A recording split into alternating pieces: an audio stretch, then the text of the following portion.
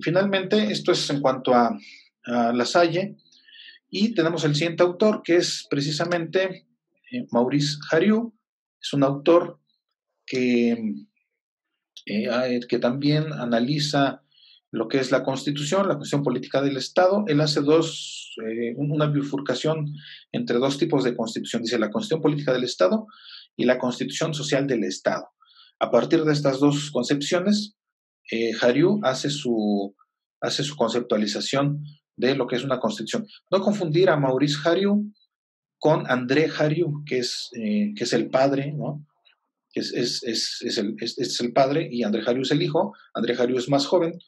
Los dos, si bien André Hariu también hizo o diseñó teoría constitucional, doctrina constitucional, más bien la de Maurice Hariu es la que tiene un poquito más peso en términos en términos teóricos.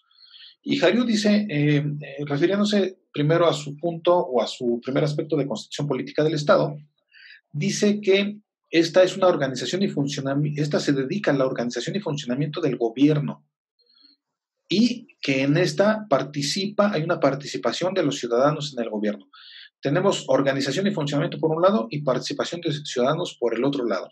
Vemos cómo aquí ya los autores empiezan a darle una cierta morfología a lo que es una constitución y empiezan a hablar de organización y funcionamiento.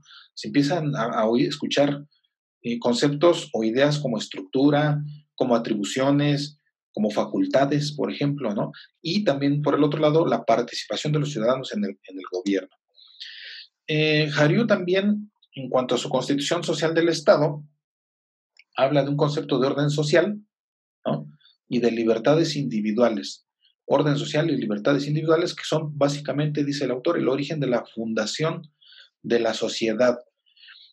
Hace alusión, por supuesto, a las libertades individuales. Básicamente, como todos ustedes saben, básicamente una constitución y el constitucionalismo en general, básicamente es a lo que se dedica, entre muchos otros objetivos, pero quizá uno de sus principales objetivos del constitucionalismo sea básicamente la protección y la garantía de las libertades individuales, de los derechos y de las libertades.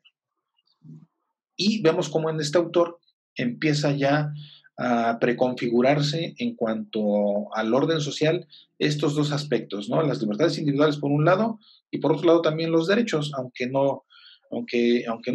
un inicio no lo dice de manera expresa, pero sí menciona que esto es un origen de la fundación de la sociedad. También habla de un régimen de carácter constitucional y ese régimen de carácter constitucional tiene un aspecto de finalidad, ¿no? Dice, ¿cuál es la finalidad del régimen constitucional? El equilibrio fundamental favorable a la libertad, lo que les comentábamos un rato, ¿no? El constitucionalismo, al menos desde el punto de vista de la doctrina moderna, se dedica precisamente a la protección de los derechos y de las libertades. Entonces, este equilibrio fundamental favorable a la libertad se refiere a las fuerzas de acción. ¿Cuáles son esas dos fuerzas de acción que Hariu considera para el régimen constitucional? Por un lado tenemos al poder, ¿no? Y por otro lado, la libertad. Entre el poder y la libertad, dice nuestro autor, hay una tensión, hay una tirantez, ¿no? Hay un jaloneo por un lado del poder y por otro lado hay un jaloneo de la libertad. Por un lado, un sector de la sociedad que quiere ejercer poder sobre el otro sector de la sociedad y por otro lado, ese otro sector de la sociedad que quiere gozar de su libertad, limitando ese poder que está siendo ejercido por el otro sector de la sociedad. Entonces tenemos este tironeo, ¿no? Entre poder y libertad, que son las fuerzas de acción, que se convierten finalmente, dice Hariu, en fuerza de resistencia. Y esta fuerza de resistencia, que es una resistencia que ocurre cuando hay un tironeo, ¿no? Un jaloneo entre poder y libertad, se convierte en un orden. Básicamente todo esto tiene que ver, por supuesto, con la libertad, ¿no? Con la libertad de las personas frente al poder. Ese es, dice Maurice Hariu, ese es el régimen, básicamente, de lo que es la Constitución. También nos habla de ciertos medios de acción, como es el organizar el orden constitucional. Se organiza el orden constitucional a través de ciertas ideas morales, políticas y sociales, pero fundamentales, ¿no? A través del derecho de la Constitución y a través de la organización de los poderes.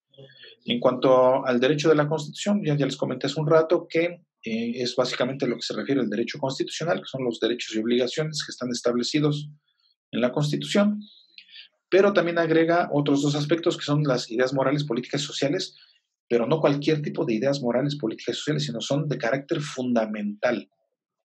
Son ideas fundamentales.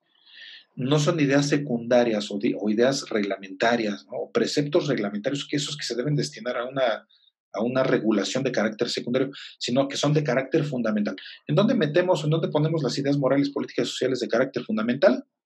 En la Constitución, dice Hariu, ¿no?